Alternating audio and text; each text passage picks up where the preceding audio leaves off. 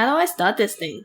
Have you plugged the bloody USB in? Yeah, it's in. Nah, man, that's the wrong port. Oh, wait, it's flashing now. Is it it's recording. Well, let's start this thing, fool! Hello, everyone. I'm Amelia. Hi, I'm Sam. Welcome to Ask the Duo podcast, a podcast where we get deep into those late-night, unfiltered conversations. We'll be discussing all things lifestyle, relationship, mindset, and more. All right, let's get to it.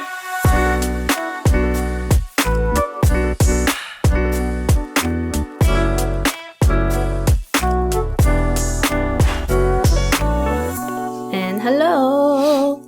Hello. Frank Walker from National Tiles. You're an idiot. That's how you said it.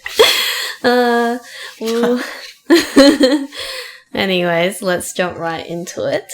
This actually just came up just then, and it's something that I've learned over the time of working as a designer and working in a digital marketing firm, and it's the power of asking why. Why? Why? Tell me why. Actually, that's a Canto song. No one would know. Exactly. But yeah, like if you actually think about it, when you ask the question why, you can actually get a lot more answers out of it. Can you really? Yeah. So I just wanted to talk a little bit about it. So I actually learnt this from this designer who's also like a business owner. I don't know what to describe him, but in my eyes, he's like one of my idols, or someone I admire in the creative scene, and his name is Chris Do. So he did a lot of talks around, how to sell your value and how to get bigger clients and how to understand your clients more when you're trying to design for them. So he made this point. This is where I first learned it, and he's just like, always ask why. So when you ask a question and they answer, and then from that answer, you keep asking why. If you think about it, you can always get more answers out of it. Yeah, because when you think about it, when you ask why, it's just digging deeper and deeper as to the core, what your question is. Peel back the onions. Peeling the layers, yeah. The onions, the onions. And your stinky ass breath. No, that's gross. And yeah. So maybe we can give some examples around this. This is also something that I learned. So I actually did see a psychologist once, and it works in many different settings. It doesn't have to be work. It doesn't have to be specifically, even when I'm talking to a friend and they tell me something and you ask why, you can get more out of it. So maybe I'll talk about the psychologist example first, because that's something, I guess, more relatable than work. But yeah, so one of the things I used to kind of struggle with or do still is I feel guilty really easily. And one of the examples my psychologist was like, say for example, a friend said something and they may have pushed it over the line this time, and you're not a person that retaliates or, pushes back. And then say this one day you had a really crap day and you did kind of snap back at them, and your first instinct was, oh shit, I feel guilty that I snapped at my friend. So the psychologist was like, why did you feel guilty at snapping at your friend?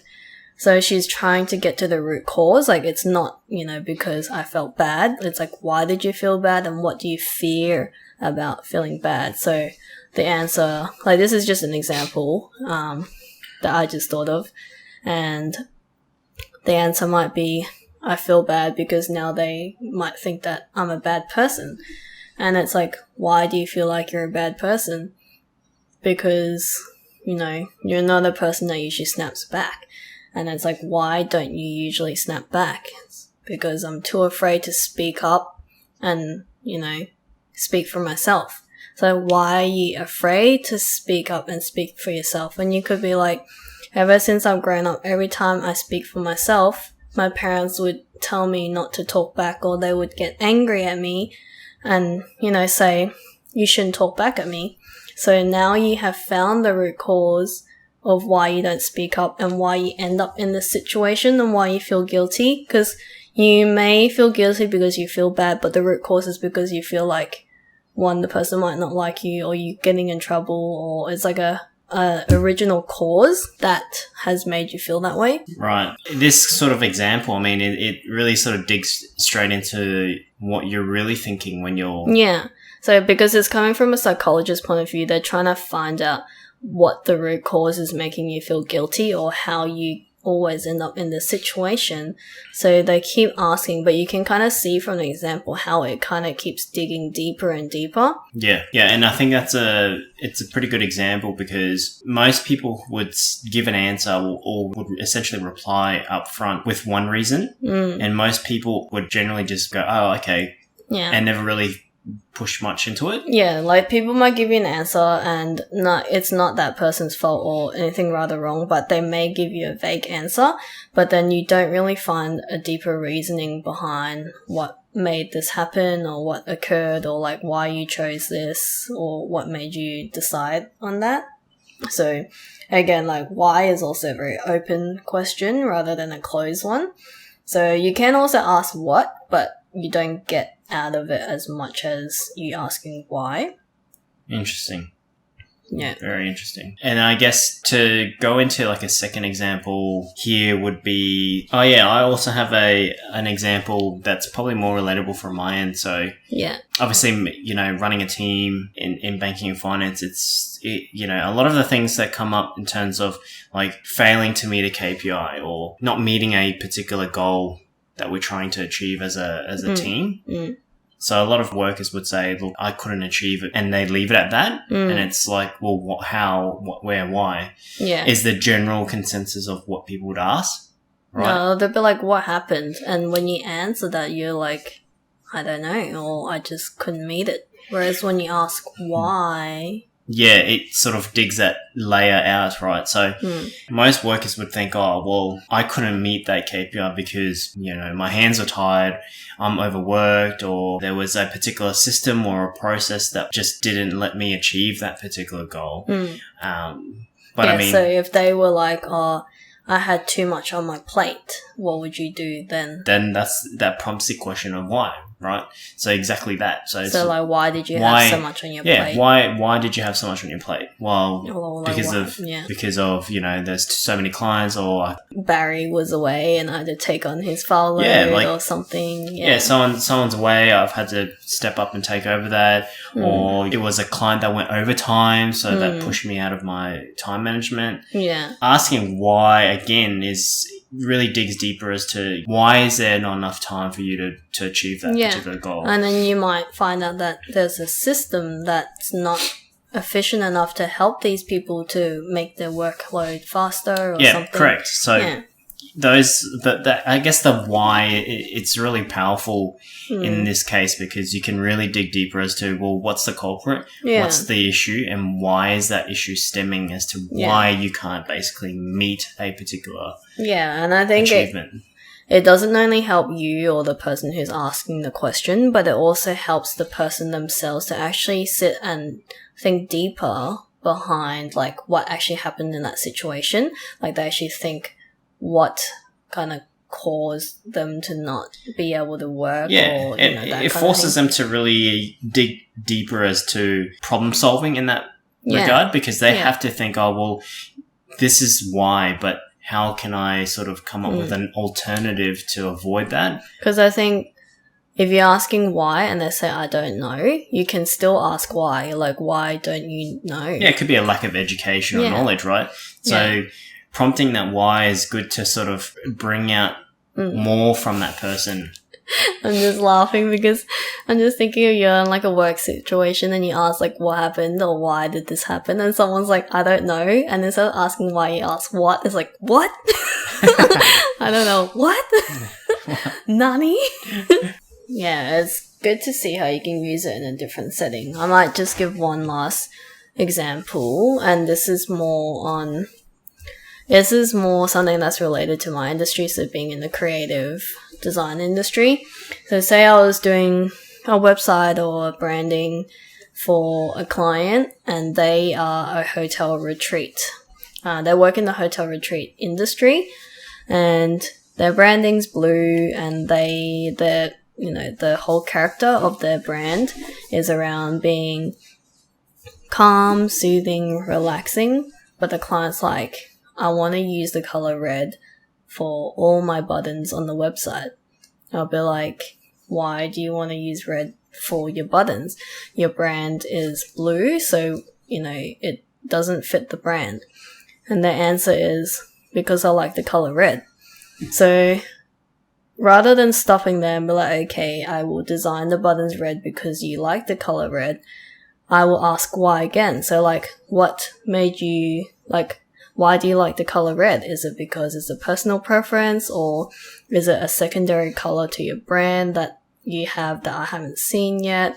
And their answer is, because I just like the color red, like that's my personal preference. And then this is when it comes in like on a deeper level where you educate them. You're like, there's actually psychology or different meanings behind a color. And red would either mean anger, fears, like war, those kind of things. And how I would start to come in is like, this doesn't portray how you told me your business is, which is calm, soothing, relaxing.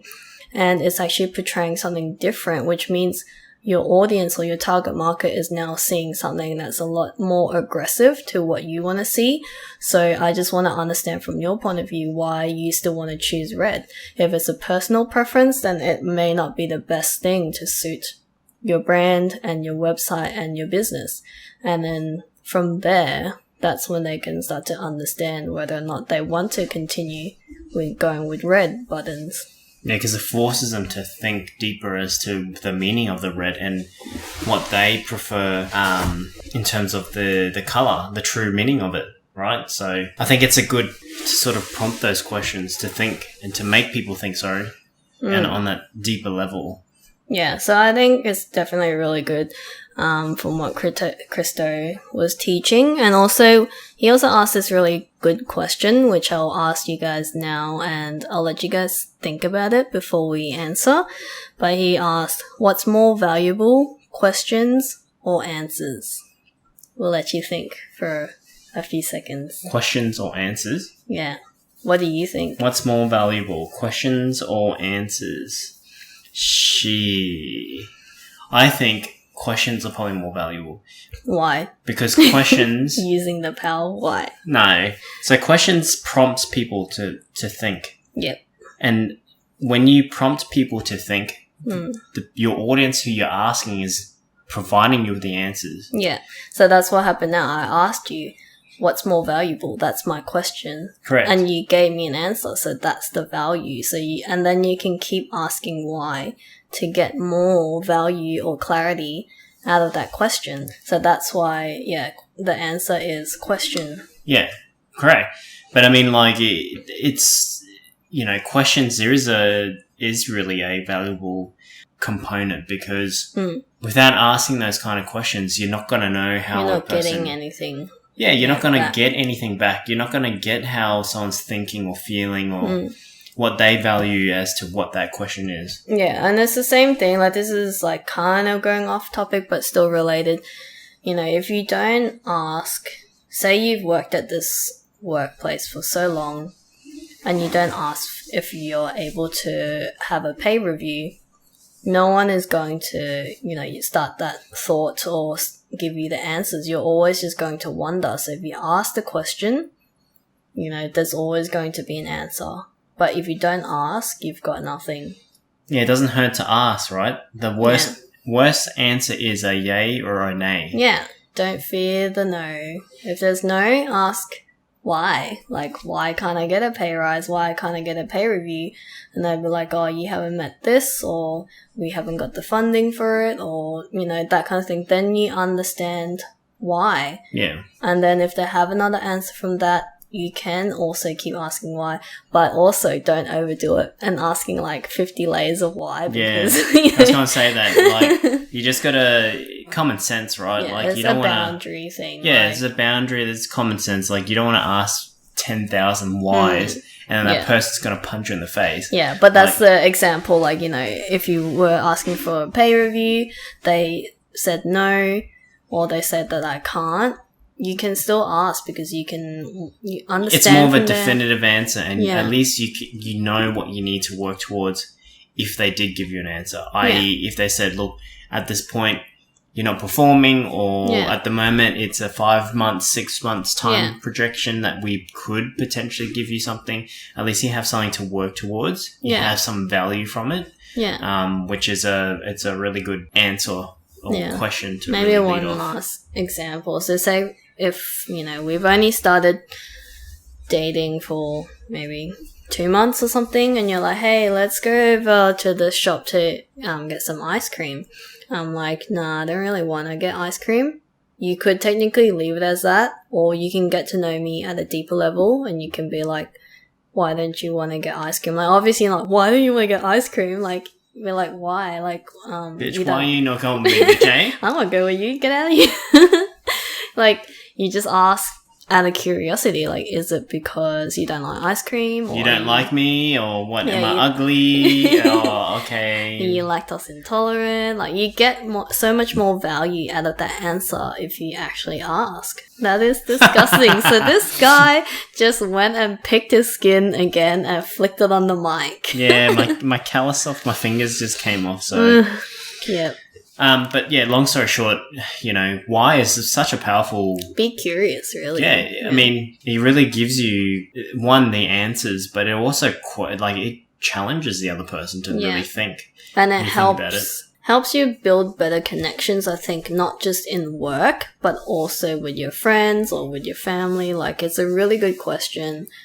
A really good way to frame your questions. Yeah, and I think a lot of people out there are somewhat afraid to ask why, because I feel that people feel that asking why is starting confrontation, but it actually isn't. Like, it's really a neutral thing, because you want to understand, as well as potentially they might want to understand as to what they're really thinking. Yeah. So I think it's a really good thing to, like, a question to prompt. Yeah.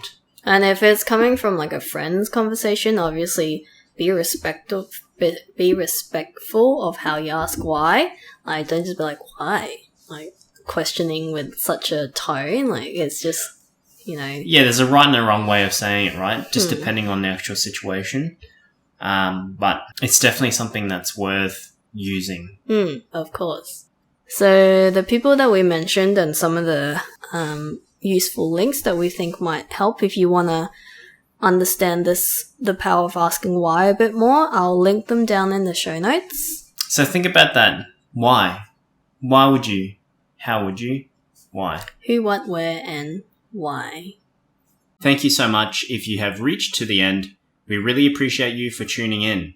And if you like what you hear, please share it with your friends or family and subscribe to our podcast on whatever platform you are listening to. Make sure you share any topics you'd like us to cover or questions you might have to our Instagram. Slide it into our DMs. Pika. You can also stay in the loop of all the behind the scenes and the release of our new episodes there too. Our Instagram is Ask the Duo Podcast. That's AskTheDuoPodcast.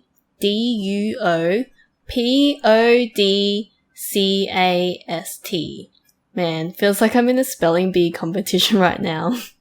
Alright, that's it for now, and we'll see you back here for our next episode. Bye! See ya!